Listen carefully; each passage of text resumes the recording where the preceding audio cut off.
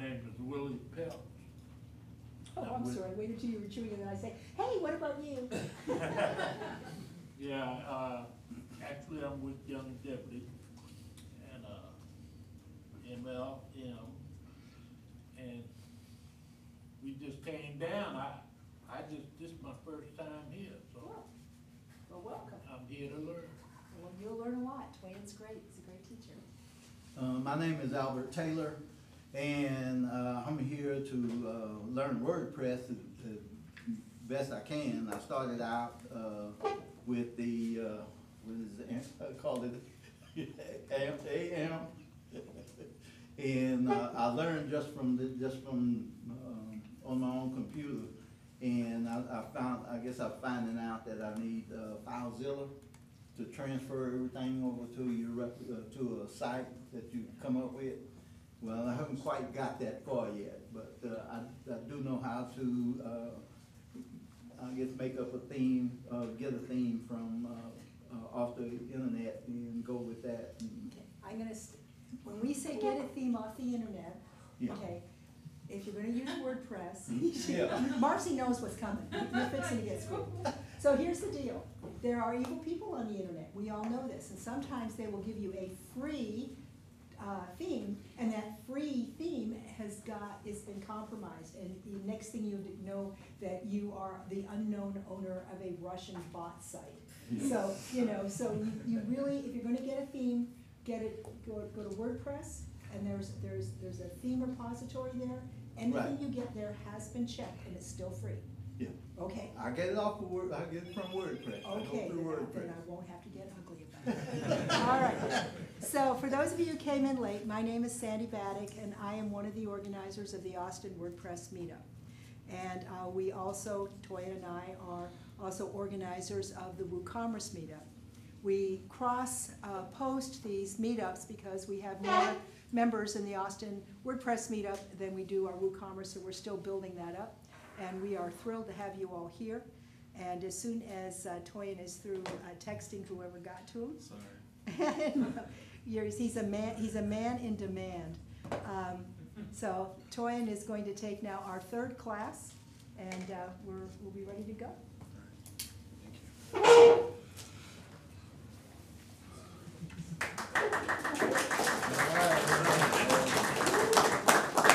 I'll warn you that she might have oversold it a little bit. All right, so I actually have notes today, mostly because I did not do slides. So, let me just.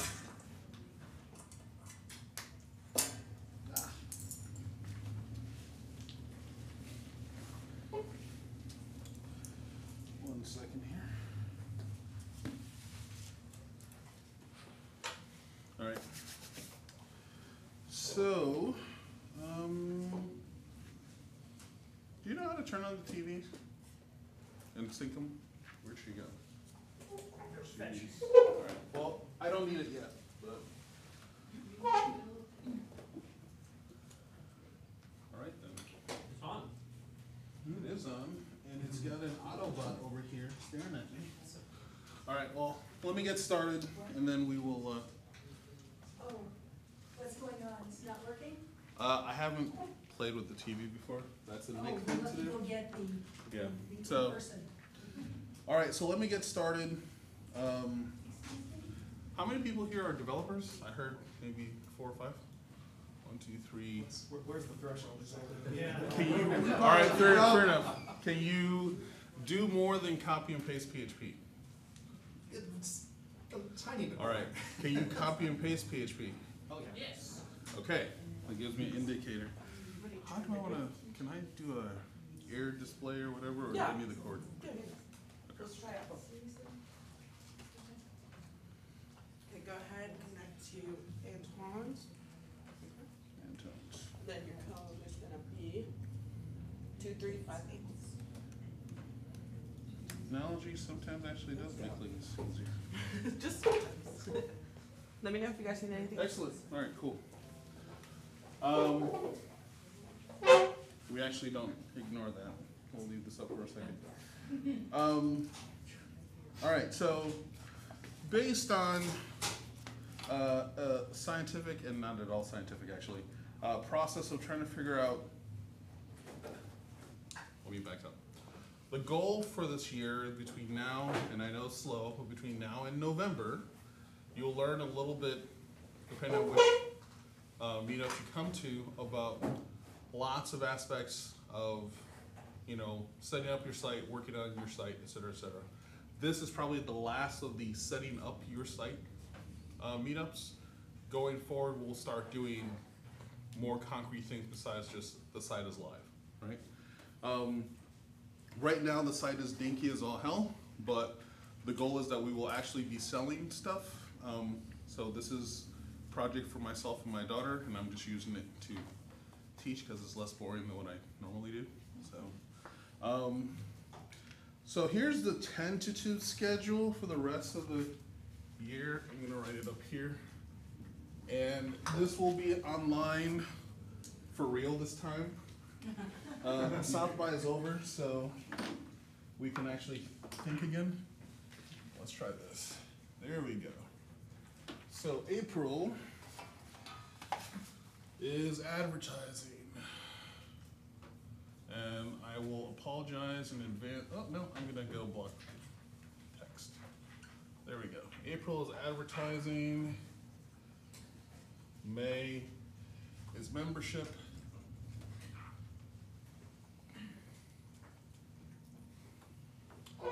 June is Amazon. How to sell on it. I'm just gonna write a word per because I'm lazy. Okay, I can't do that for this. Ah, yes, I can. July is print on demand. August is affiliates. And we'll have these posted next week with the descriptions. It just took us a while to figure out. The proper order.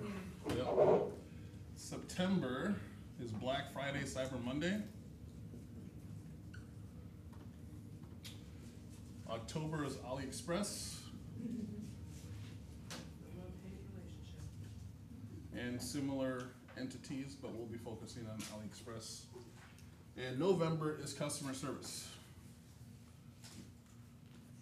CS and retention. Okay, so there are some new faces here, so I will give you the, you know, previously on version of this. So previously, the last two sessions, we've sort of dabbled with why you might want to do a website, what the options are available, etc.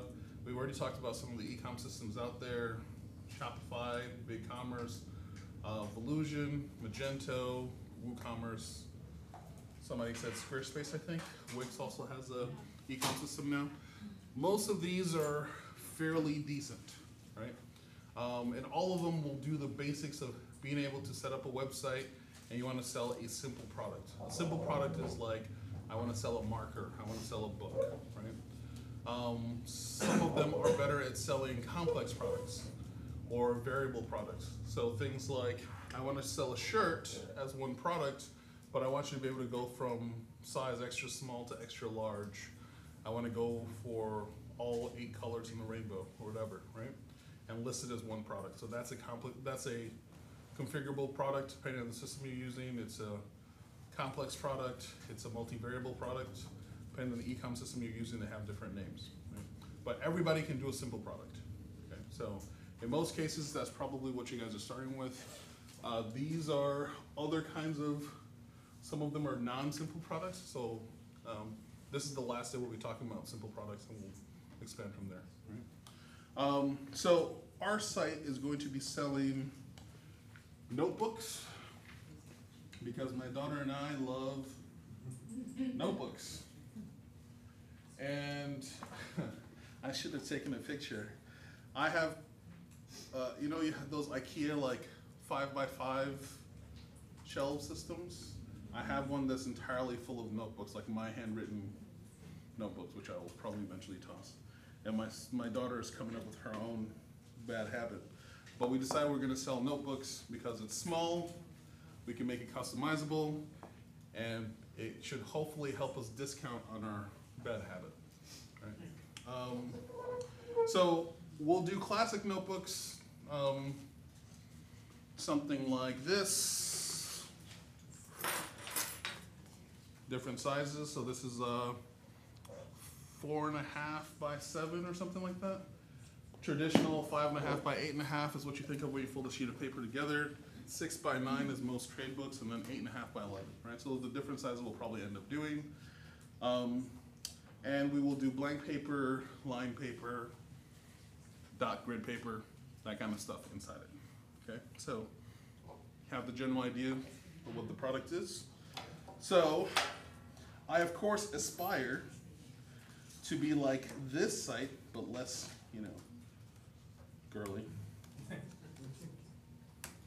Not that I have anything against being girly, it's just not me stylistically, so I couldn't pull it off, right?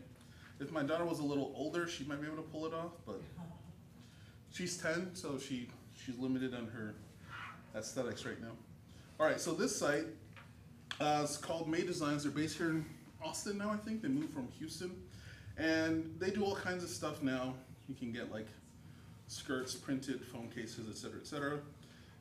But their claim to fame, and the reason why I love the site, is because you can design your own notebook, right? So we're not gonna do that now. We're gonna do that print on demand because that requires legit programming, and my promise for most of this is to do stuff that does not require legit programming. So that'll be the place where I cheat. But so let's say I want to pick a design. We'll pick this design. And then we will, so the people who've already seen this, forgive me, but I like showing this every time. Okay, so we'll pick the design. We will add some text. And we can sort of customize it a little bit. You get the idea, right? So you're essentially making a monograph, whatever, notebook. And you can pick the kind of paper you have inside. So they have some interesting ones now, like a financial planner. They used to just have this and this and this. So blank, lined, and dotted, right? And they have a bunch of other stuff now. So you could take this further. Let's say you were a school teacher. There's specific kind of planners that make sense for school teachers. If you're a chemist or an engineer, there's specific kind of logbooks that make sense. They don't do that. I design applications, so I like having a certain kind of grid so I can draw on it and say, here's what my homepage looks like, here's what this activity looks like. If you do chemistry, there's a certain kind of graph paper, it's hexagonal. So those kind of things might be interesting. They don't do all those things. I want those things, but I don't want to go spend like a bunch of money finding a very custom notebook somewhere. I want to make my own custom notebook, right? And same thing for my daughter. I will make the custom notebooks for her, right? But so this is the best case scenario, right? Eventually we will get to here, something by the end of the year, right? Any immediate questions before I move on to more stuff? All right. How many people, this is their first time here? Okay. So I was glad I did that then. All right.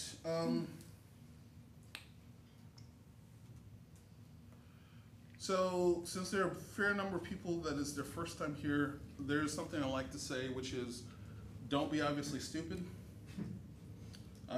Actually, I think I have this on my computer still, so let me see if I can find it real quick. WordPress times.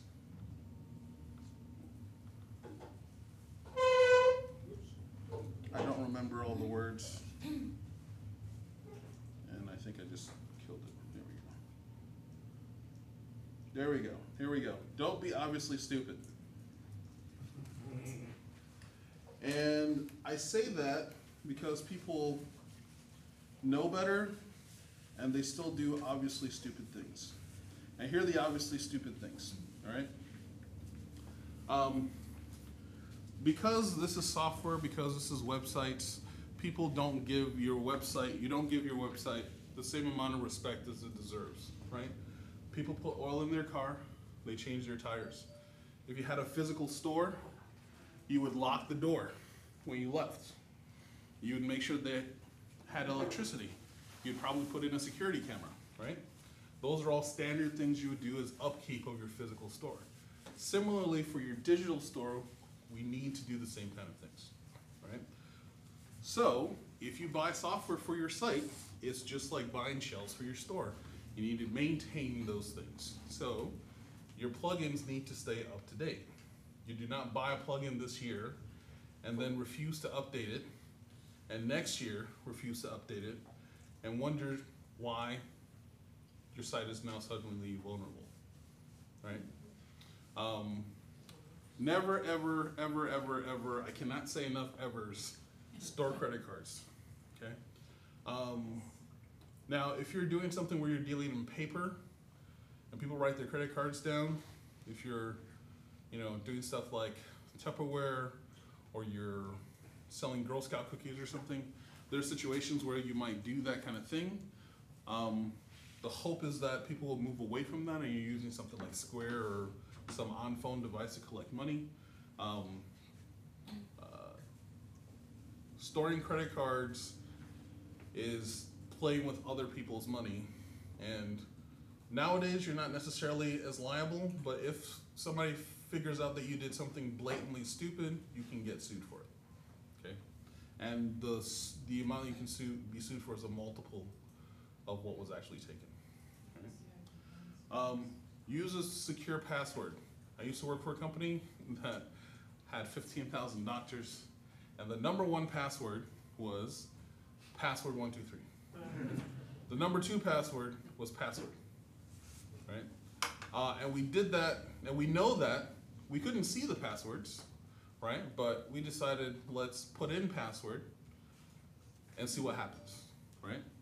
And the number three password was something like doctor, which was stupid as well, right? So out of our 15,000 doctors, something like 6,000 doctors, these are smart people, right? 6,000 doctors put in passwords that we could guess in 30 minutes. And that's not what we do. So somebody that wants to do that kind of thing seriously can guess hundreds or thousands of passwords, right? In the notes we will be, hopefully, have available by the end of the week. I'll have some guidelines on what are decent passwords. Most of you probably already have an idea. It's better to have a long password that you can remember than a short password with special characters that you can't remember and write down somewhere, right? Longer password is usually the better.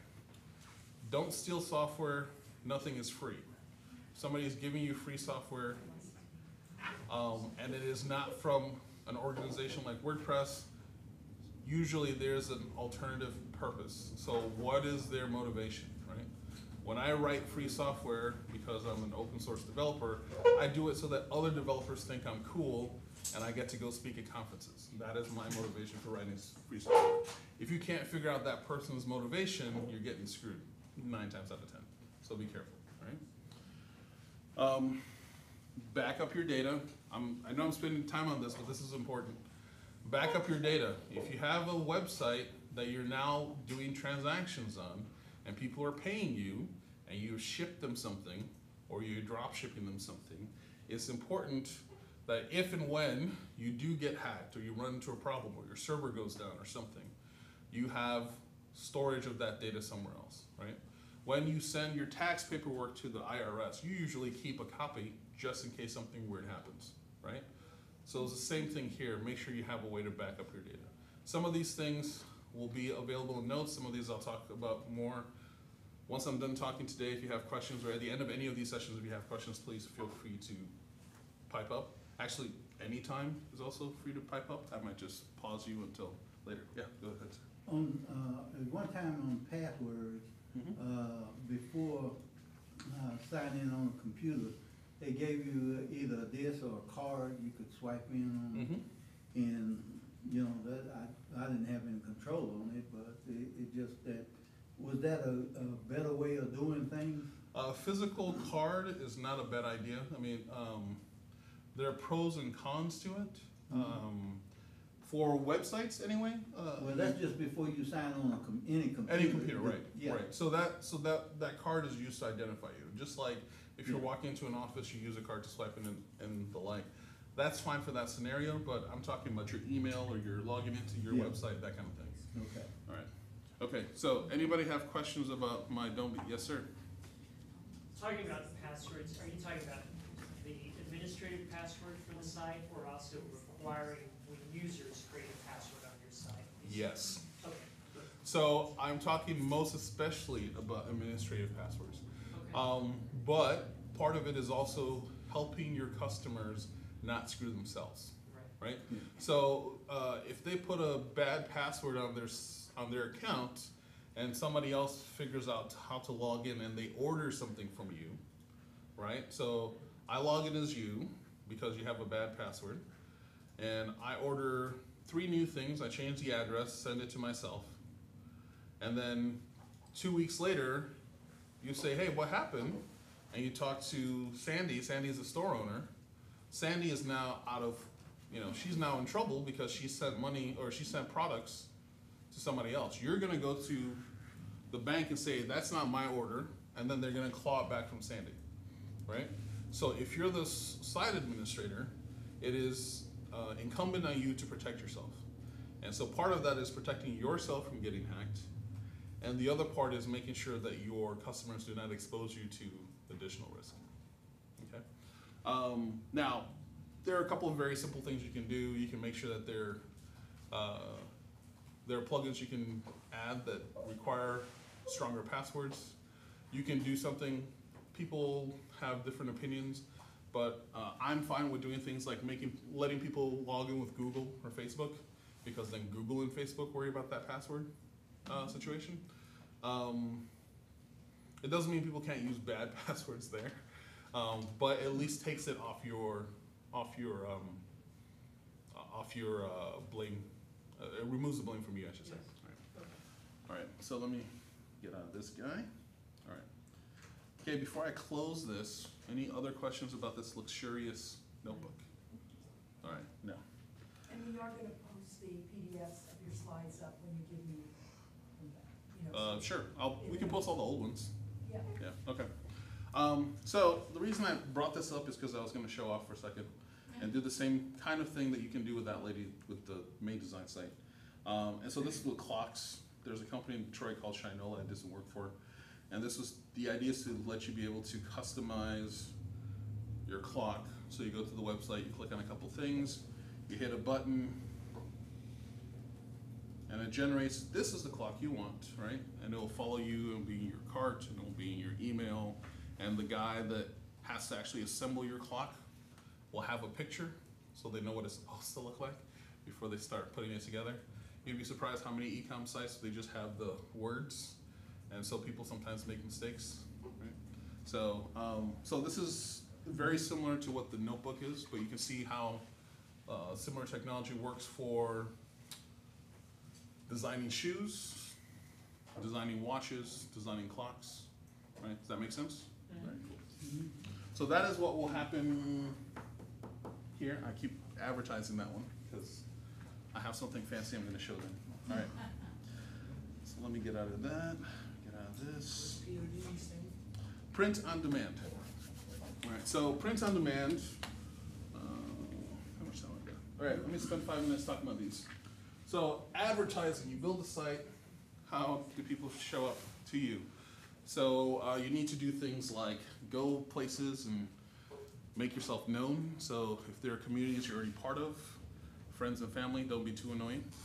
But advertising is also you go and you spend money to advertise your site. So what makes sense? Where makes sense?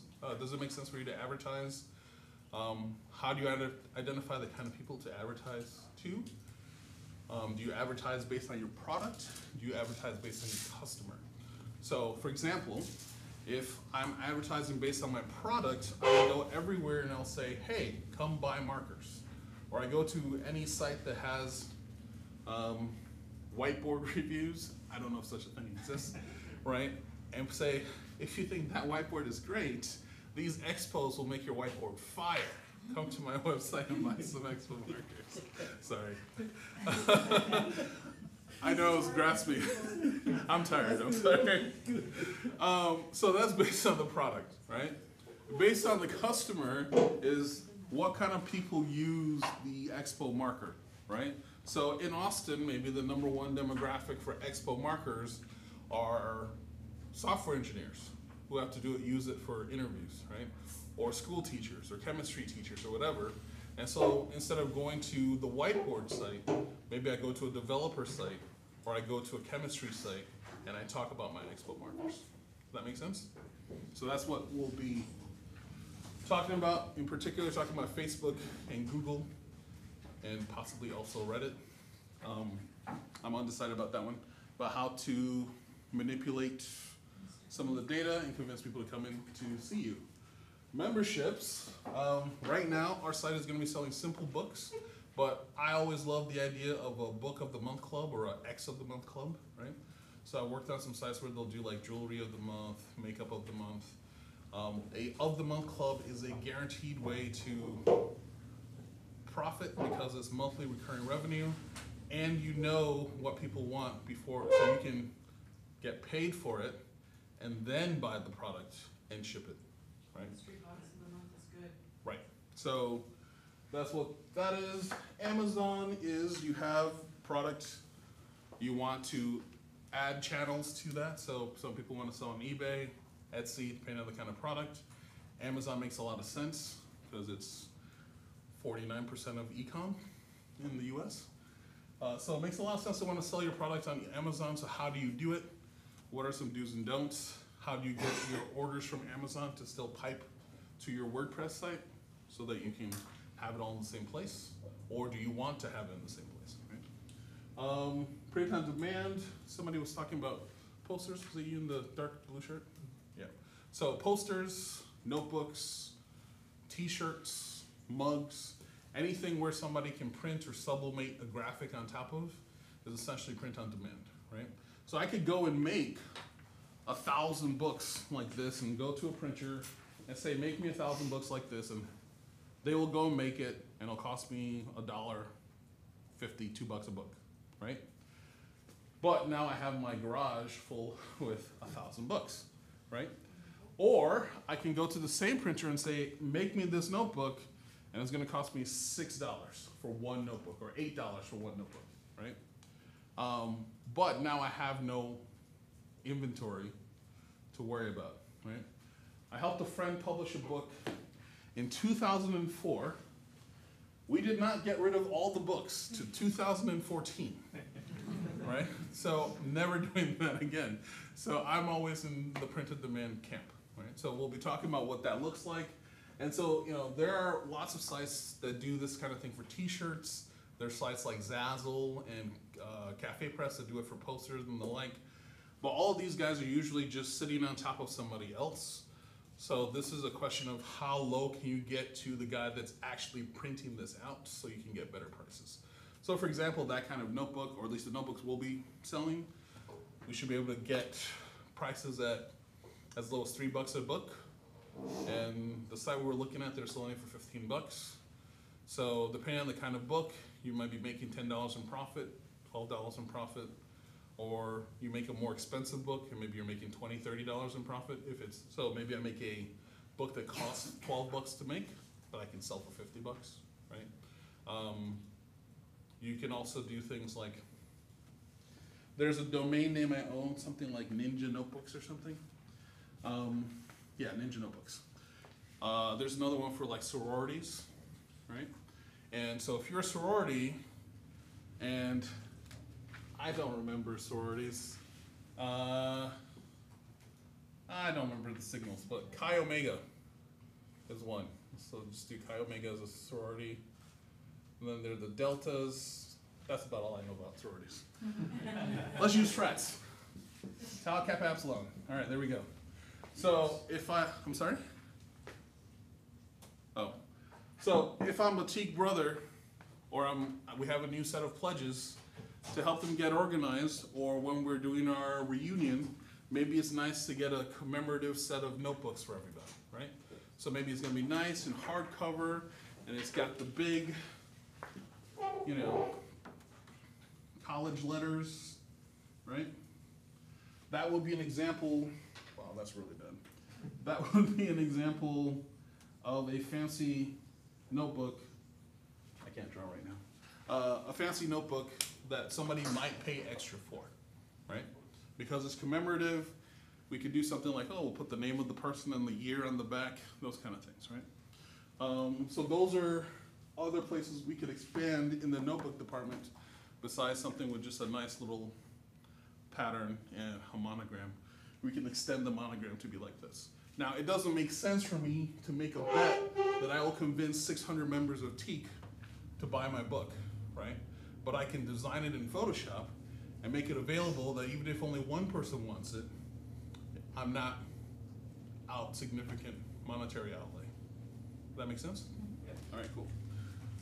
All right, so that's print on demand. Affiliates, especially for membership, this matters.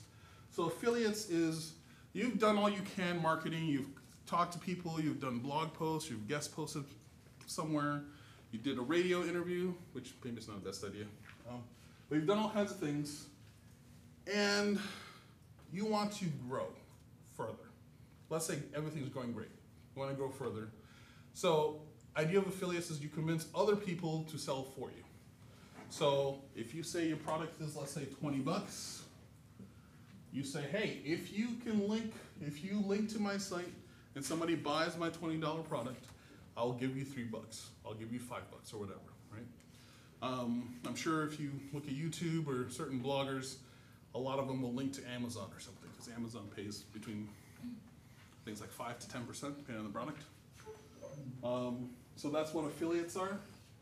And now, remember we were talking about membership as a something of the month club. So if I was a specialist in stationery, for example, and on my stationery blog I talk about how I love this book of the month in stationery box, and somebody signs up, that means that every month this stationery person is getting $1 or $2 or whatever per member that subscribes to them, right? So that becomes very attractive for them. All right. So Black Friday, Cyber Monday, we are doing here instead of November, because if you actually have your site live and running by now, the goal is that we can teach you something to make it actually useful, and you can prep for Black Friday, Cyber Monday, right? As an example, several companies I've worked for, just to give you, let's say I made 10 million in a year, right? January, it's just January to September, and then the rest of the year, September to December, we'll say January again, okay?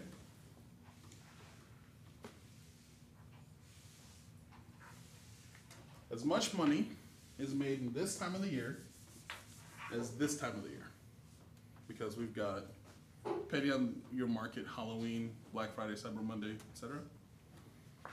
As much money is made between this time of the year and this side of the year. So a lot of places will make half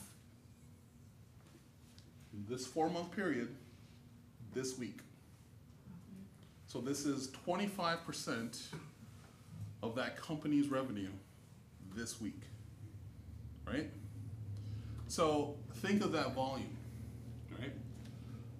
Think of 3 months, or in this case 4 months, of processes, of shipping, of returns, of customer support happening in 1 week, right? And it's not just 1 week. Now you got to ship everything in 2 weeks, or it's too late. Actually, less than 2 weeks, right? Because this ends 28th, 29th, or something, and UPS needs it by the 10th or the 11th for it to get there by Christmas. So the reason this is important is you have to have all your processes down, or have an alternative high frequency process for this time of the year. Does that make sense? So that's what we'll be talking about then. AliExpress is sort of like memberships or dropshipping. We haven't talked about dropshipping. And dropship. So AliExpress is the #1 dropshipping site on the planet. This is, I want to buy some I want to sell some products. I'll order them from China. There's a site called Alibaba where you buy stuff bulk, like if I want to buy 1,000 books. And AliExpress is a cousin of that site where if I want to buy it one at a time. So you can buy from manufacturers in China, people in Bangladesh, people in the US, people in Mexico, et cetera, et cetera. And so it's a big marketplace. We're talking to manufacturers directly. And then the last one is what are the things you can do to A, not piss off your customers, B, prep them to be pissed off in case there is a problem, right? Like it's December 13 and it's not gonna make it. What are the things you're gonna, what can you do? Or better yet, how can you prevent it from being December 13 and you're not gonna make it, right? Do you put your cutoff, is it better to put your cutoff at December 10 so you have a day or two in case something crazy happens, right? So those are the kind of strategies to think about. Does that all make sense? Mm-hmm. All right, cool. So now, we have about an hour. That should be enough time. Let's talk about the stuff I actually want to talk about today. So, You're all caught up. right. Everybody's caught up. Oh, actually, before that, a couple other things, which will also have videos. I'll link to a couple and then I'll make a couple. Is A, in case anybody has questions on how to buy a domain name, where to find hosting, how to set up a mailing list. 2 of those I've made videos for, and the others, they're fairly decent YouTube video links, so those will also be in the notes, right? All right, so the last thing I want to talk about before we get into the interesting stuff is Google Analytics and Facebook Pixel. If you have a site right now, if you're sort of trying to build along with us, right, that is something please check for notes on, or just look on YouTube if you haven't found notes from us. It's important to try and add that to your site as soon as possible, because then it makes next month more interesting. So what Google Analytics and Facebook Pixel are is a line of JavaScript or image that they add to your website. And because Google and Facebook pretty much see all users on the internet, I think Facebook's 2 billion out of, there are 2.2 billion people on the internet, and Facebook has 2 billion of them. And Google has 3 billion of them, even though there are only 2.2 people on the internet, 2.2 billion on the internet, right? So between the two of them, they see everybody, or just about everybody online, right? And so they might not know it's Steve Jones, but they know the identity of that computer or of that session, and so they can tie that person's travel from site to site to site. This is important because then if somebody comes back to your site, they can say, hey, this is the second time or third time somebody has visited your site. The reason this is important is the job of your site, the #1 job of your site, is not to get somebody to buy from you when they show up. The #1 job of your site is to get comfortable with you. So the 2nd, 3rd, 5th, 9th time they show up, then they will buy, right? You don't go to, Steve's computer extravaganza and drop $1,000 on a computer. You go to Best Buy because Best Buy spent a lot of money advertising to you, convincing you that they're good people. You've seen the stores. Everybody knows somebody that's gone into Best Buy and they didn't complain about getting ripped off most of the time, right? That's why you go to Best Buy. It's because there's a level of comfort. And so you have to grow that level of comfort on your site. So there's a lot of psychological markers that you need to now provide to your customers to make them think that you're okay. Here's a simple one, it's a gimme. And I think I've talked about this one before. Having a picture of a lock icon. I'm not saying you have extra security or anything, just having the picture of a lock icon on your checkout page increases checkout by north of 15%. I'm not saying you added new sentences. I'm not saying you increase security, the picture, right? And this is because most people don't understand how security works. People get on the internet and somebody told them, look for a lock, right? They're not sure where to look for a lock, and they see a big stinking lock, I guess we're good, right? Having a return policy that's somewhere easy to find hurts sales, right? You want it on your policy page, but you don't necessarily want to say, 100% guarantee free returns. At least, especially not on your checkout page, right? Maybe on your first page, on your home page, but definitely not your checkout page, right? So a lot of this is about sort of massaging your shoppers' subconscious and making them comfortable and making them think, why not? Why not buy it from this person, right? So that's what's going on. Does that all make sense? All right, cool.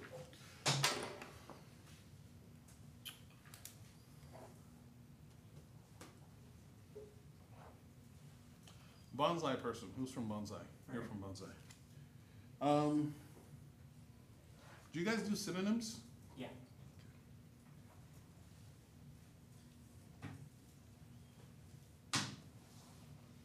Okay. Sorry, I just want to get off my checklist. All right. So let's actually get into the important details for today. One of the reasons people like using WordPress is because WordPress is free, right? WooCommerce is free. And I like to put it free in quotes, right?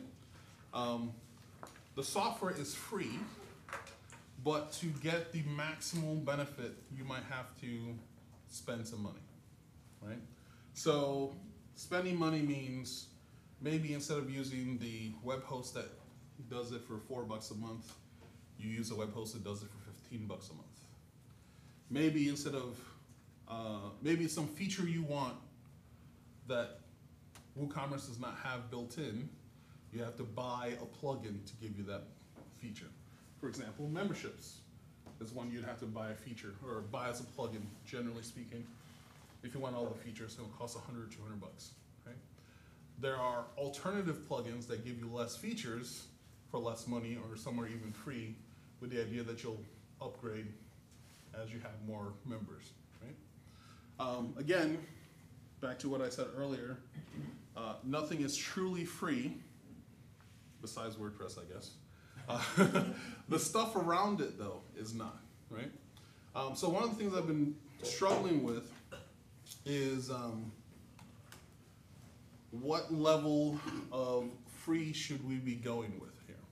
And so I've decided that since the goal here is to make money, there are a couple of things I think it is important for you to spend money on, right?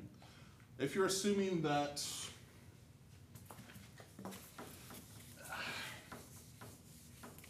so I'm just going to write a few people off the top here. So if you have Wix, Weebly, Magento, I'm cheating by putting this one up here, Shopify, Squarespace, BigCommerce. thank you, BigCommerce, Illusion, is there any big one I forgot? Drupal. I have Illusion up here. So we'll say UberCart. I haven't used that in a while. Yahoo Stores, right? So I'm listing people that have north of 100,000 live stores on the internet, okay? Prices for these guys. Magento, to have an effective site, you're talking probably at least $50 for hosting. All of these guys are about $20. Shopify, I think, is the bottom. $29? $29.99. Don't they still have like the $14 option? No. No, not anymore. All right. So there's 14-day free, and then you get to choose your plan. all right. BigCommerce, I think, is 25. Illusion is about 30, maybe 29. Drupal is also free, asterisk, just like WordPress. Yahoo Stores is $30. Okay. So all of these guys, there is a monthly cost for hosting, right? WordPress, if you're using somebody like WP Engine, will cost you about $25 a month. You can use somebody smaller, like Bluehost, which is a decent host. Flywheel. Or our sponsors, who I'm actually using for some stuff, Liquid Web. And they all have some sort of tier that is under $10. Let's say at $10. Okay? So if you're assuming you're paying 10 to 15 bucks for your hosting, you still have a budget compared to these guys to spend some money on software. Okay? And if there's one piece of software I think you should buy, it is Elementor. And for one website, it is 50 bucks. Okay? So I will be talking about how you can do stuff sort of the no cost way. And then I'll also talk about a couple things the low cost way. Right? Most of the stuff here, there's no difference between the two approaches, except for I think memberships and affiliates. Everything is pretty much very low cost or no cost at all. But to make the site look better, to do fancier templating and behavior like that, that's where low cost is important versus no cost, right? You can do no cost, but you need to be a developer to do it, okay? So I would highly recommend. Is that a cut-and-paste developer? Is that a, I'm sorry? is that a cut-and-paste developer or is that a? No, like a legit developer. So, well, actually, you could do cut and paste development, but you're incrementally or exponentially increasing your time, right? So somebody or somebodies has spent a lot of time writing some fairly decent software, and I could not write this for $50, right? So it's cheaper to oftentimes to use that software than not. Okay. All right. So the plugin is called Elementor. Now, somebody, I'm sure, I'm going to preemptively strike here. Somebody's going to ask me, why am I saying Elementor and not the Gutenberg elements? And in my nasty opinion, the Gutenberg elements are not quite ready. Or as of 3 months ago, when I last looked at them, I did not think they were ready. And This morning, still the same thing. okay, so that's her opinion. All right. And if I'm going to, if I'm trying to make money on it, I'm going to play it as safe as I can, right? Elementor has been baked for about 2 years. Gutenberg has been baked about 4 months, right?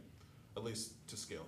Elementor has 2 million people that use it for the base plugin, and north of, I think, 250,000 that use the Pro plugin, okay?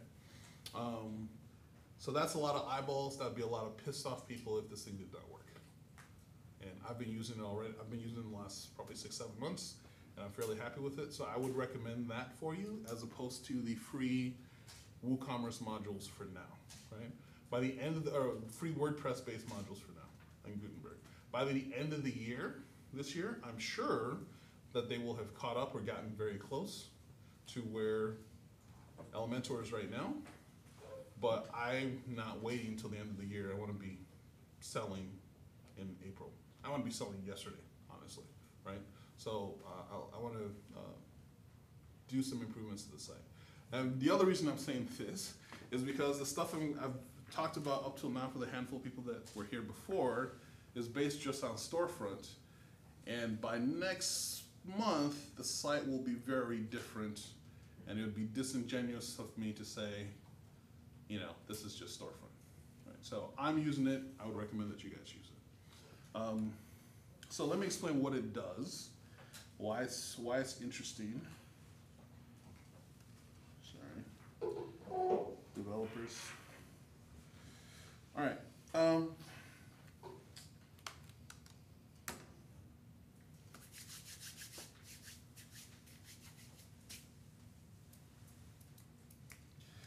All right. So the site is going to be Any Day Books. It's a play on my daughter's name. Her name is Annika. And you can see this site is pretty dinky. right? It's got a homepage with the Hello World posts. We spent maybe 8 minutes doing this last time and 20 minutes trying to upload an image to the right place. No, we're just trying to download the image. Download the image, that was the problem.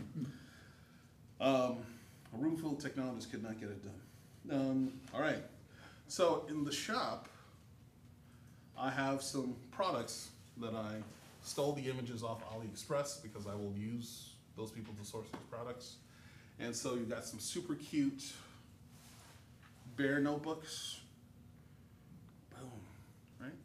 That's pretty cute. It's not my taste, but my daughter thinks it's awesome. I'm more of a craft notebook guy. You saw my hardcover book. That's how I roll. So I like that. And then, you know, other people like these. Okay, the names are horrible, obviously.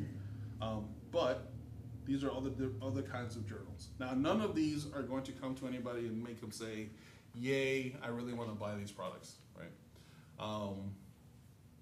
But it's enough for now. And obviously it's a very simple Papermate pen. But it's enough for now for us to go to the next steps, right?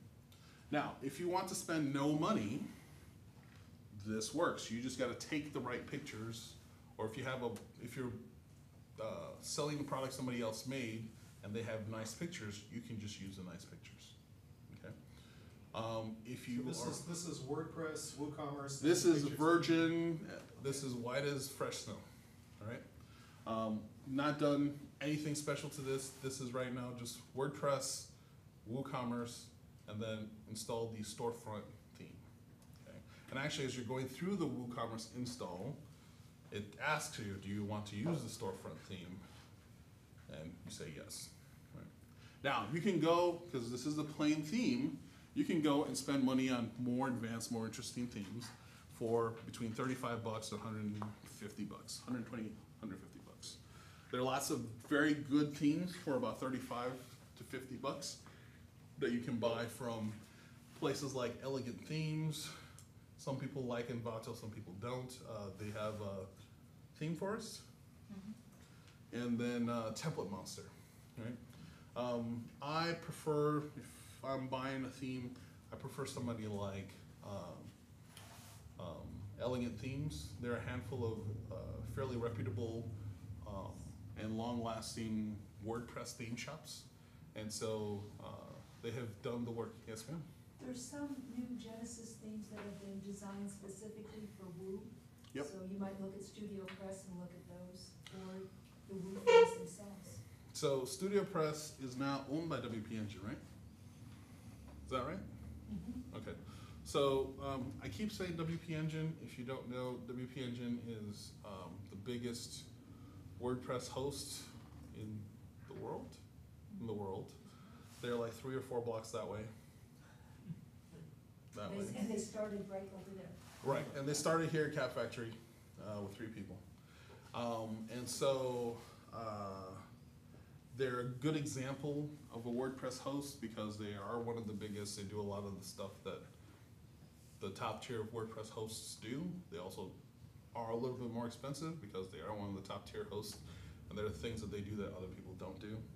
But when you're starting out, you don't necessarily need to pay top tier prices, just don't pay bargain basement prices, right?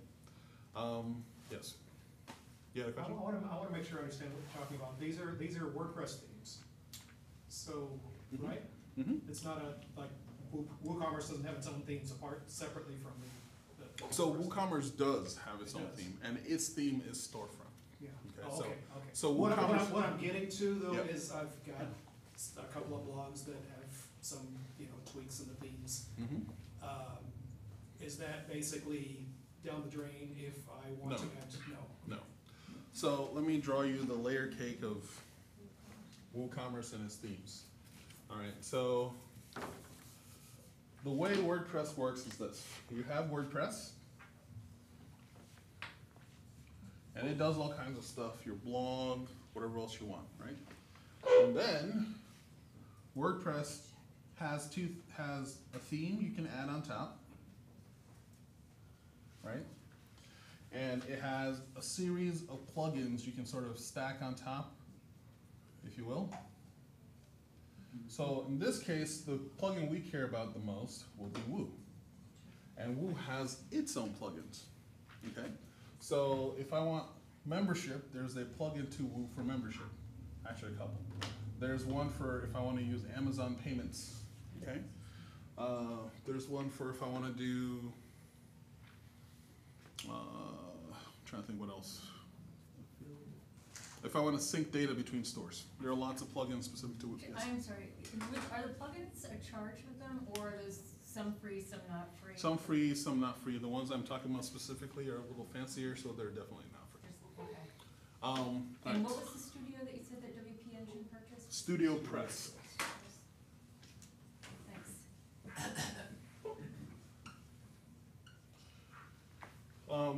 So Studio Press has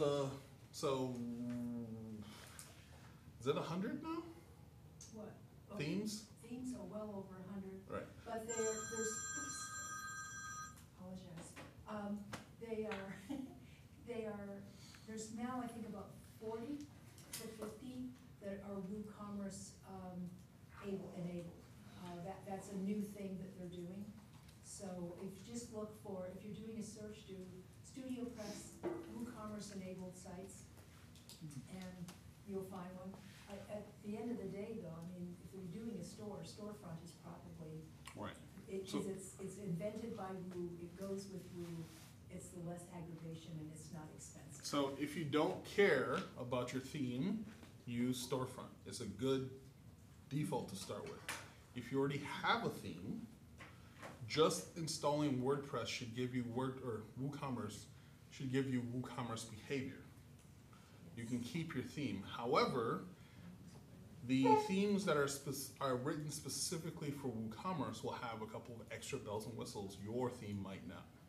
Okay, so for example, there's like the 2017 theme or the 2018 theme, or I think the 2019 theme is out now, right? Yeah, the 2019 theme. They are just default WordPress themes. Mm-hmm. You can install Woo on top of it and it looks fine, right? However, I would get more functionality if I was using a Woo specific or Woo optimized theme. Does that make sense? Mm-hmm. All right. So in most cases, you should try installing it, see what happens. Try installing Woo, see what happens to your theme, especially your checkout page, and then uninstall it if it doesn't look good. The theme should not break the plugin should not break your site's behavior. It might be that your site's templating or something screws with what the Woo stuff looks like. So that's what's much more likely to happen, okay? So just 95% of modern themes, anything in the last couple of years, should support Woo just fine, okay? But always makes sense to install something or use it on your staging site, take a look, and verify that it works. Make yourself a $1 product, go through the process and make sure it still works for you, okay? All right, so your theme can be just about anything, but a nice default is Storefront, which is what I'm using. And so you see here, Storefront is a fairly plain Jane site with no work done to it, right? I haven't done any customization. I didn't change any colors, fonts, anything. All right, so now let's actually change something. All right, so I have this in Firefox just to make sure I'm not interfering with my other stuff. And I have this in Chrome, okay? So this was the craft notebook we saw earlier, right? All right, so let's actually talk about Elementor now. So Elementor is a plugin, so we're gonna click over here in plugins. Now, I already have it installed but not activated yet. But the way to do that, in case you're not aware, is you go click Add New, and then you search for Elementor, if I could spell. All right, and there's Elementor. Okay, it's very popular, 2+ million active installs. Okay. Some of these are pretty nice. The premium add-ons, essential add-ons, these are both very nice to have in addition. I won't cover them today. And that's it, I'm not gonna play with the rest of these. Okay. But the idea is Elementor, the free version of Elementor, lets you make changes to pages or create a new page. Okay. I don't know how many of you guys know the difference between a post and a page. So a post is as in a blog post, and a page, the idea is these change often, and this does not change. So a blog post would be, here's the latest news, here's my opinion of the day, here's a picture of me eating fancy nachos. A page would be terms of service, about the author, why you should buy this product, et cetera, okay? All right, so we have this guy installed, but it's not activated, so I'm gonna activate it. Boop. All right, so there's a nice little song and dance, but I'm gonna skip that. I'm just gonna create my first page.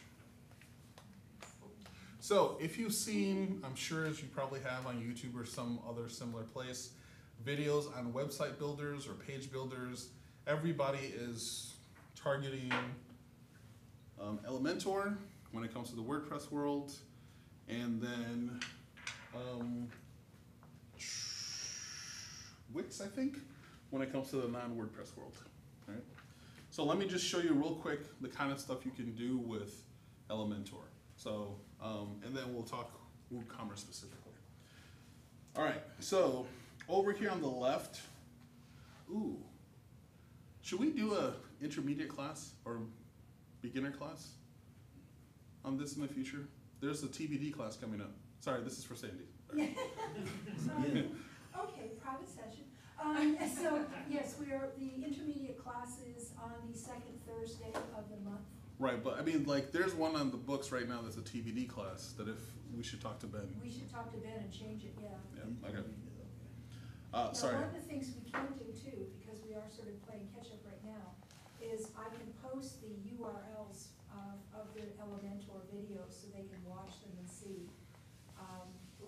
Because they do seem to make sense, especially if you're going to be in 5.1.1 and you're going to be trying to make Gutenberg do what they say it's going to do. Right. Elementor is going to be your ringmaster to make it happen. Right. Okay. So here's actually a very important point. From December, WordPress has moved to now WordPress 5 and up, and so there's a lot of flux right now on behavior of WordPress. And so the idea is that the way WordPress worked before, you'd go to a post and you type some stuff in and you hit save and it looks like every other page, right? The goal that WordPress is doing now from 5 on, partially because of these guys, is that WordPress makes it that you can now customize every page, right? But they are playing a catch-up game to these guys, and all of them are playing a catch-up game compared to Elementor and Beaver Builder, which I won't talk about today. So let me just show you a couple things that this can do. So I could drop in an image. I actually don't have an image this big on my computer, I don't think. So let me do something else. Let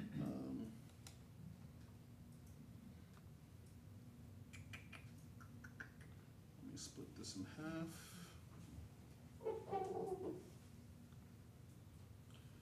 I will add a video to this side.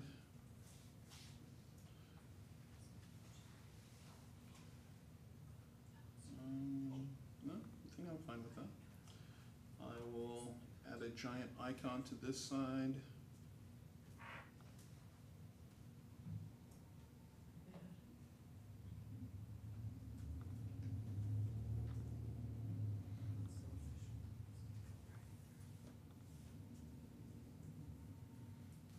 No, I'm not gonna do one that. Add some more stuff.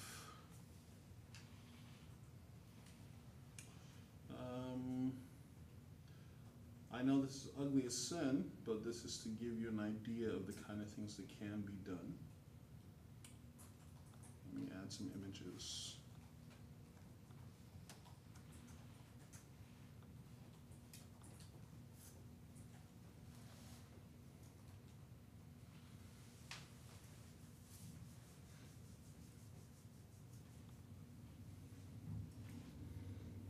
right, so we spent like all of what, a minute, 2 minutes on that?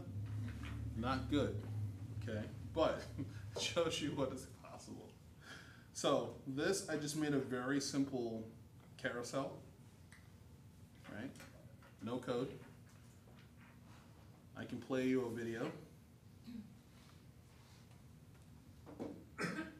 I don't remember how to center an icon, and if I had some other image, I would drop a giant image here, right?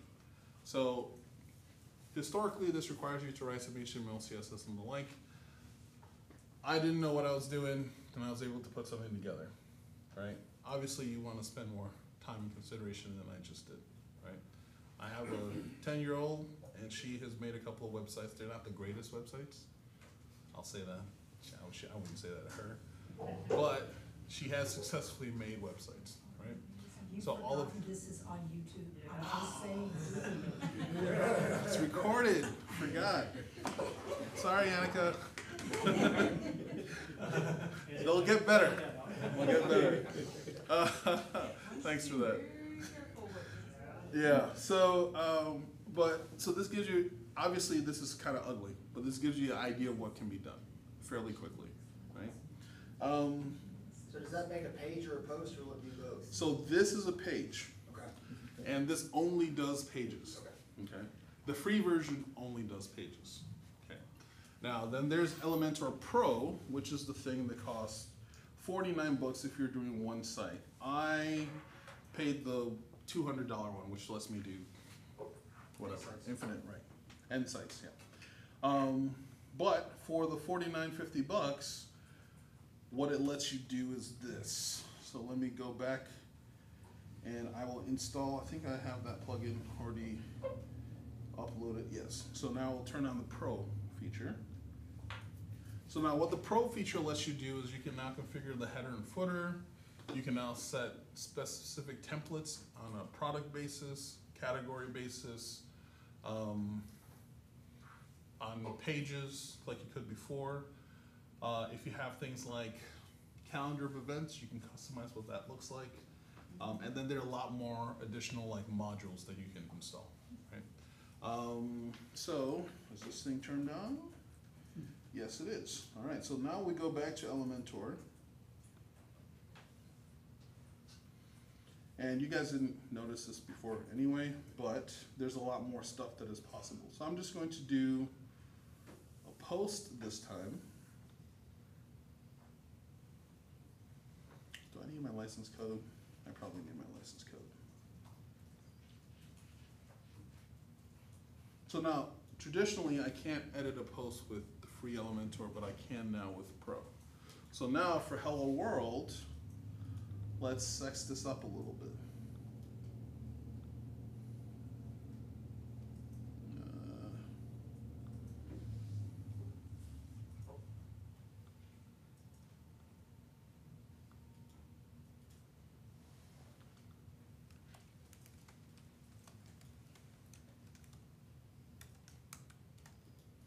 So I'm going to put Hello World and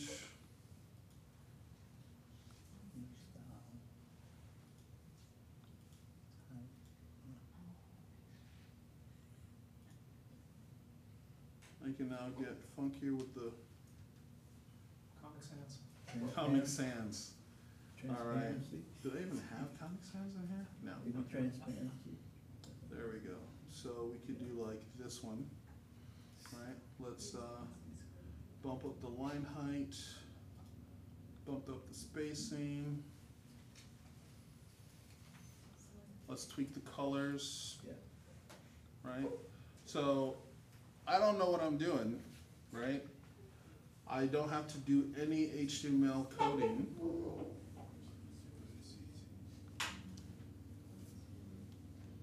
And I have changed, oops. I've changed the appearance of the Hello World page, right? With a little bit more work, we could actually make this not suck. So let me show you a couple of examples of what this actually looks like when somebody has this decent. Oh, actually, that's the other thing Pro does, yes. You had a question? Oh, you guys are just talking in the back of the class? Is that what's going on? We're sitting back here just Okay. being good. Mm-hmm. Different than last time. So, I'm not passing notes or anything. so one of the things that Elementor also does, and let me just create a new page here. I'm gonna add a new page. Is they have pre-baked templates.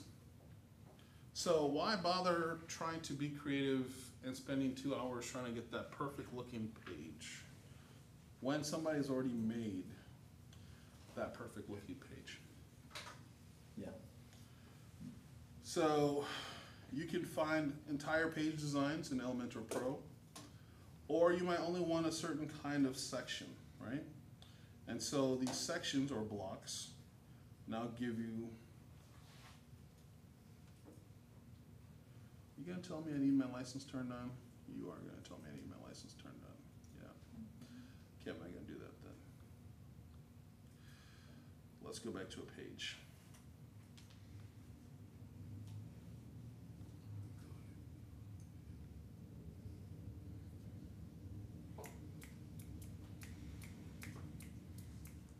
Let you input some pages too.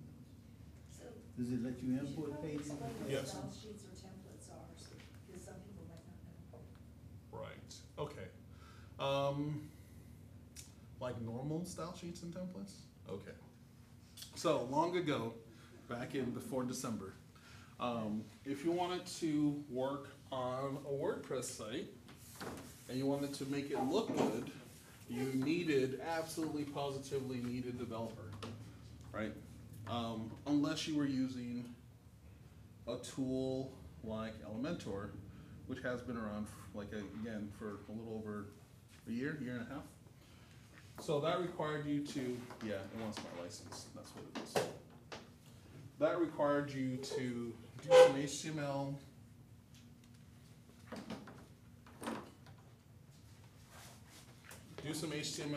put your logo somewhere, you define where the menu is, maybe you have a sidebar, you then put CSS code for the title, things like that. This is very abstract. I can show you what the code actually looks like. No need to scare them. No? Okay. So, a little fear is always nice. So let me find something I've done recently. Ah, there we go. But the idea of, if as a beginner, what you wanna do is look up your store, and you can get mesmerized by just trying to figure out, what do I wanna put where? And if the goal is to get the store up and test, if you use the pre-existing templates that Shopify offers or other people offer, get the store up, because otherwise you'll be rearranging the deck chairs unto next year. Deck chairs is harsh. I know. But, okay, so this is it looks like a lot, but all it's doing is just saying the header goes here and it has a menu bar, right? If you know what PHP code looks like, this is not scary. If you don't, you can damage stuff here, right? Yeah. So, there's good reason why you shouldn't play here if you can't properly code PHP. But you can have the same kind of behavior with that Pro plugin. And it's not just Elementor Pro, there are others. There's the Divi plugin that works very well. Beaver Builder is also very good. I am partial to Elementor because I think it's the best of the set, and lots of other people think so because 2 million people have it installed, okay? So if you want to know more specifically about Elementor, I'll put maybe 5 or 6 videos out. They're all like 2-3 minute videos, maybe 4-minute videos, showing you a feature or two in Elementor. You can try the free version and play with it for your pages first, and if you like it, then you can upgrade. Now, the reason this is at all important is because even with the free version, if we have a product page, like so, right? Maybe there's a Reddit post about people that like cartoon bears, right? I'm sure it exists. So for people that like, not a post, thread, thank you. So there's a, you know, it'll be like Reddit/r/cartoon bears, right? And there people post pictures of cartoon bears like the Care Bears and Winnie, etc., right? And this is where you, as the clever marketer you are, decide to say, hey, check out these notebooks, and you post a picture and a link to your page, right? So it'd be a picture, it's a link, they click on the link, and they come here, and this page says, I'm trying to get you to buy something, right? That's what it says immediately. But what if you want to be gentler and kinder than that? What if you want to ease them into it, right? So what you do instead is a landing page. You show them the stuff they're interested in. They maybe as they continue to scroll down the page, you show them a little bit more, you show them a little bit more, and they're like, oh, if you actually want to buy this thing, click here, right? Unless you personalize your site to that specific customer. So maybe there's also another Reddit for people that love Papermates. Papermate pen pals. I'm gonna make that up, right? So if they love Papermates, you maybe don't want to just push them straight to the Papermate checkout or product page. You want to push them to something else first, right? So especially if you're a site that has lots of disparate kinds of products, it makes sense to have landing pages, because landing pages let you tailor the experience, or it lets you tailor the approach for the customer, right?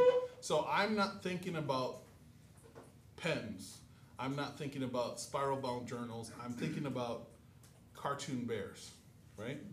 And so I want to show you cartoon bears and then say, oh yes, this is cartoon bears plus physical product.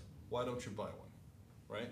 So let's not confuse the situation and show you stuff with pens in them or anything else. Let's just get you to the point where you're thinking, I want to buy this thing. So to do that, one of the easiest ways to handle this is to make a landing page. And a landing page, again, is just a page that is not standard content and is designed for a specific kind of customer. Does that make sense? Yes. Okay. So the kind of pages, the kind of ugly page I made earlier, is the kind of page you can also make in this case. So let's just add a couple things here. So I'm gonna drag this over here. And I swear that I'm actually better than this in real life, but you'll have to trust me on that.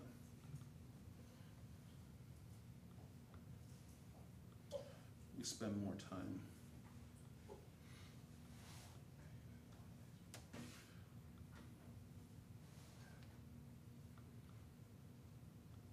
Come on, baby.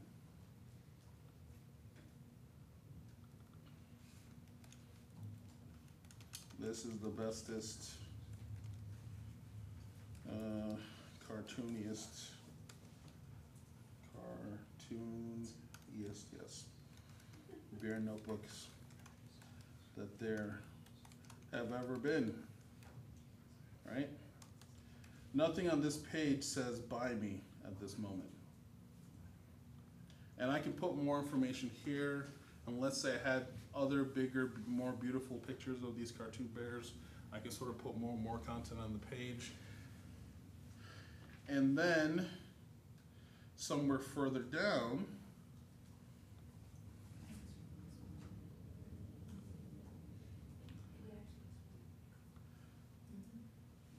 maybe I have a cartoon bears video or the Care Bears or something, right?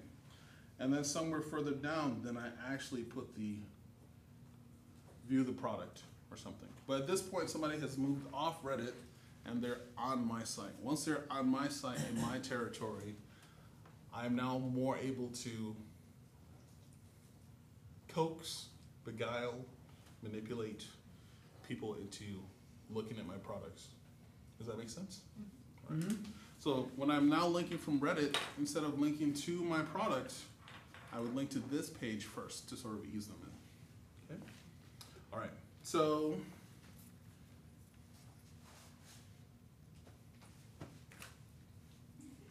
You haven't left the front of the room. I know I haven't left the podium. There it is. All right, I'm just crossing off my check marks. All right, so that's what a landing page is. And is there anybody here that has not looked at Amazon.com? I just want to make sure. When? Ever. Okay. I'm just making sure. All right, so there are a couple of other topics that I want to just touch on real quick, which is cross-sells and upsells. And so, in case you're not aware, if, a cross-sell is when you have a product that is complementary or, yeah, that's probably the best word. Complementary or completely unrelated to the product that your customer is looking at, okay? So for example, I have my Bear notebook. An ideal cross-sell would be a Papermate pen, right? Because if you have a notebook, you're gonna need a pen of some kind, right?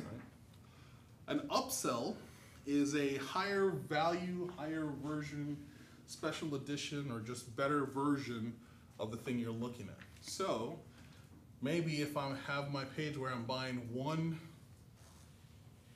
Cartoon Bear notebook, an ideal upsell would be a 4-pack of Cartoon Bears or an extra large size cartoon notebook. That make sense? Okay. The reason you do this is on the normal product page. Let's say this is my product page and I have my Cartoon Bear. Let's assume that's a bear. Okay. You have your add to cart. And Amazon does this, so you see this all. Other people will buy, and then here you have the 2-bear package, right? That is a upsell. What's better than 1 bear? 2, right? Always. Now, let's say, now you can also put, so this is an upsell. You can also put a cross-sell here, which is what goes with bears? Honey. Right? So you can list these both on the product page. Okay? But when you get to the cart, I'm now on the cart just before checkout. And here are the things I have in my cart. I have the bear. I have a notebook. And I have a pen. Right? At this point, I still want to convince you to buy something else, right? I don't want to confuse you and tell you, hey, you should switch to 2 bears, right? Because that might make you drop this thing and you never add this guy to it. Does that make sense? So when you're on this page, you don't show upsells, you only show cross-sells, okay? It's like somebody buys peanut butter and you better sell the hell out of jam on this page, right? You don't start talking about crunchy versus creamy versus, it's all jam, all the time, all right? Here you can play with whatever you want, but that's why you make that difference in behavior. Now, a lot of times people don't do this here because you don't want to confuse the user. You don't want to have, there's also a thing called tyranny of choice. If you have too many options, people freeze. So maybe you only show upsells on the product page and only show cross-sells on the cart. That make sense? Yep. Okay. So Toya, when they have abandoned cart, Yep. is there a way for them to do the analytics about, okay, so by my putting the cross sale up there, did that sort of slow them down for the checkout? I mean, Amazon makes it startlingly easy. for Right, you give to them add money. something else, right. Yeah. So, this is not built into any template I have seen, at least at a standard, although that's a great idea to add, where if I'm here Right now what happens is when you click on this, it takes you to the page. But really what it should be a add to cart, And the cart. right? So that if I now have, let's say this is honey, I have jam, or peanut butter I guess in this case, it should be add to cart. So it sticks it in the cart immediately, right? So you can customize your themes, and some of the nicer themes, like the $100 themes, will have that. But what she's talking about for abandoned cart is this. Imagine your shopper is drunk, half blind, and lost most of the time. Okay? That is what shopping online is. Okay? Because think about it. How many tabs do you have open right now? Right? 30. 30. That's good. I have like 4 different Chrome browsers, each with their own payloads. Right? So I am shopping, and the fact of this shopping, if I really need it, might take me a week to get to, unless it's like for my daughter and it's an emergent situation, right? But if it's for me, like, oh, I need to get some new markers, I might not order it for a week, unless it's on my phone or something, right? I find the page, the list of markers, and I think, do I want the big markers? Do I want the extra slim markers? Do I want the no odor markers? Do I want the dry erase wet? There's too much choice. I'll get back to it, right? And I don't get back to it, and a week goes by, and I forget until I'm out of markers. Like we're running out of markers here, right? Or worse, I don't buy it on your site. I go buy it on somebody else's marker site, right?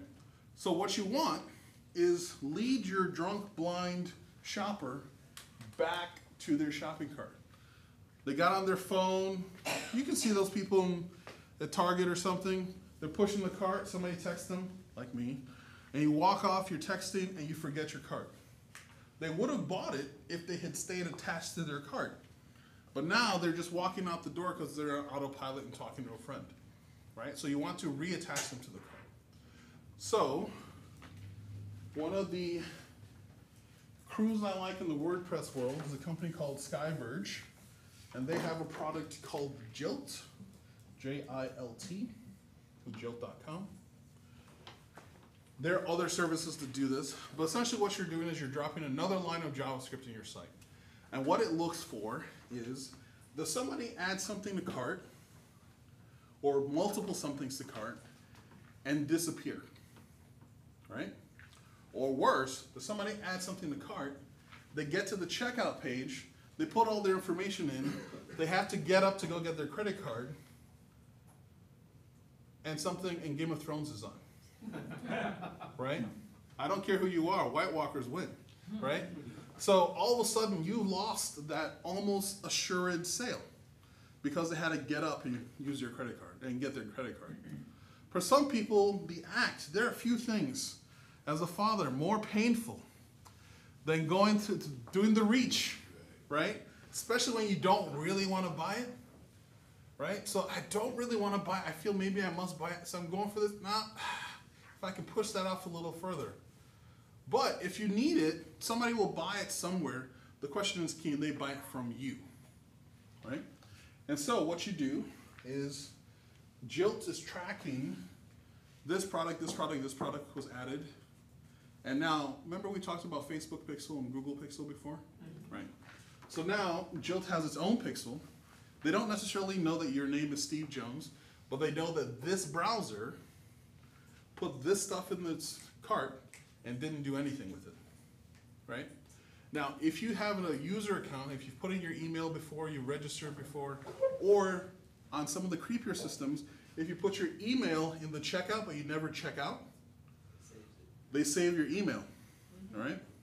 So then 2 days, 3 days later, you'll get an email from my Bear store saying, hey, we just noticed that you have 3 products in the cart and you must have forgotten to buy them, obviously. Why don't you click this link and buy it now, right? So you see the email, you click the link, it pushes you straight to the cart page. Maybe this time you do have your credit card out and you can act on it immediately, right? This cycle here can add as much as 35% to your bottom line. fact that you're reminding shoppers to come back and finish their purchase, right? What normally happens is they forget, and the next time they search for Bear notebooks, or who really needs Bear notebooks, right? They don't need it, so they don't buy it. But if it's something they need, they Google again, somebody else is now number one, and they buy from that other company, right? And who wants to lose to their arch rival? I don't, right? So that is what a service like Jilt will do. That's what Abandoned Cart is. Any questions? Yes, go ahead. Yeah, is that a premium? Yes, oh yeah. So what's the price on I do not know off the top of my head. It's not much. No, we can see. I think it's like $35 a start. I got the website up. It's like, plans start at $29 a month. Right. So $29 a month, and it's essentially pushing you 140 customers in that month's time. Now, doesn't guarantee that you're going to land all 140 customers. There's a strong chance you're landing 10 customers out of that. But 10 customers is 10 customers you might not have had otherwise. Okay. Yes, ma'am. Can you create a flow in MailChimp and do it for cheap? No. Okay. And the reason is MailChimp is not holding the info, right? Now, if you have if you're technically minded but not necessarily a programmer, you can do this inside Google Analytics. That's what I've done. Okay, so Google Analytics can track histories, and so you can if you have MailChimp, you can use MailChimp 360, Ecom 360 or something, which is a little bit extra, and it will do something very similar. But Jilt is very simple to use. They have a bunch of sort of basic automation, and they work very well with WordPress and specifically Woo themes because they do Woo plugins. Okay. Yeah, and So- actually SkyVerge, anything that SkyVerge puts out as a plugin, they have a very good reputation. So when you're picking a plugin, Toy needed a whole class on how How to pick a plugin, yeah. So the reason that these guys are good is specifically for Woo. If you're using the list I had up here before, any of those services work well. Jilt will work well on Magento, will work well on Wix or whatever, but this is sort of a Voltron situation for people who know what I'm talking about, right? Because they write Woo products, the thing that they 100% work best on is other Woo products. Okay? So that's why I would recommend Jilt over some of the other bigger players if you're doing Abandoned Cart. Okay? All right, so I'm going to, yeah. Can Aweber work pretty good with that? Aweber is comparable to MailChimp. So if you're sending the emails to the customer, you can pipe Jilt to Aweber or MailChimp or whatever else, but Aweber itself does not do the Abandoned Cart part of the process. Just like MailChimp by default does not do the Abandoned Cart part of the process. All right, so speaking of emails, one other thing that's important, of course, is transactional emails. For you to send an email to a customer to tell them to come back, you need to be hooked into some kind of transactional email system, okay? So some of these services will send the transactional email for you, but most of them expect you to have your own system. A lot of people have talked about MailChimp, I'm sure, or have heard about MailChimp by now. And MailChimp is really there for sending out bulk email, right? Marketing email and the like. But what most people don't know is that MailChimp also has a service called Mandrill, which lets you send transactional emails. So if you sign up for a MailChimp account, which starts free for the first, I want to say 2,000 emails. Yeah. For the first 2,000 emails you are sending out, you can send out a bulk email of 1,000 emails or 500 emails or something, and the remainder of that 2,000, before you start getting charged, can go to transactional emails like this. And the definition of a transactional email is an email that goes to one person because some event just happened. You just sign up to the website and we send you a thanks for joining the site. You just bought something. Here's what you just ordered. You just got a reminder 3 days later, hey, you forgot to buy the stuff in your cart, right? Those are transactional emails. Marketing emails are things like, hey, we have a sale this coming week on Bear notebooks, or we have a special on Mont Blanc pens. Please come check it out. Those are things that you're sending to dozens or hundreds or thousands or millions of people all in one shot. Okay? Does that make sense? All right, so I'm out of primary topics for today. The website that is my website, that is Annika's website, is Any Day Books. And it is ugly. But it will not be ugly for much longer. So if there's anything you see on the site that you find interesting, you can feel free to email the list if you have a question, and I'll try and add that to the list of notes about what we did or why we did it. So I'm talking about MailChimp because we're using MailChimp. I'm talking about Jilt because we'll be using Jilt. And so to give you guys sort of an idea. Now, Jilt is not something you need immediately. You don't need it from day one, right? But once you get to the point where losing people starts to hurt, or you have enough volume that it's becoming, did I just lose 100 or not make, as opposed to not make $100 extra today? Spending the $29 a month to make that extra $100 a day starts making sense. All right? All right, questions? Yes, sir. No, I didn't have a question, but I snuck in late. Yeah. I just moved to Austin 2 weeks ago, and I work for Heartland Payment Systems. We're a Fortune 1000 payment technology company, so we do the actual credit card processing on the back end, and got some web design partners I work with. So if any of you guys refer business to like Stripe or Braintree or PayPal, we're an alternative.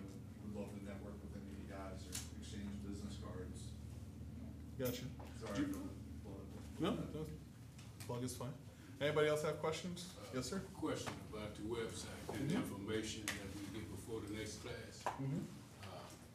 I heard him say something about it, bribe, but it's not up to par. No, we have not updated, we have not put most of the info up. We will be doing that this week. So what I'm gonna do is I'm gonna send a letter out, you know, if you're part of the meetup as a member, you often get messages from organizers. So once Toya gets the site up and I put the slides and the notes up and the URL links for the videos, I will send all those links out in a letter to both the WordPress Austin group and the WooCommerce group. So if you belong to both, you'll probably get 2 notifications, but that way at least you'll know. So as soon as Toya gives them to me, I will get the URLs out and you'll have a chance to study ahead for the next class.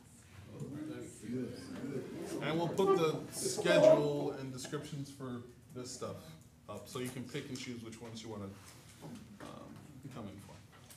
I apologize. This is the second busiest time of the year for me, South by. So, other questions, comments, snide remarks? You should be near the door with a snide remark. I'm just saying. All right, that's it. Thanks, guys.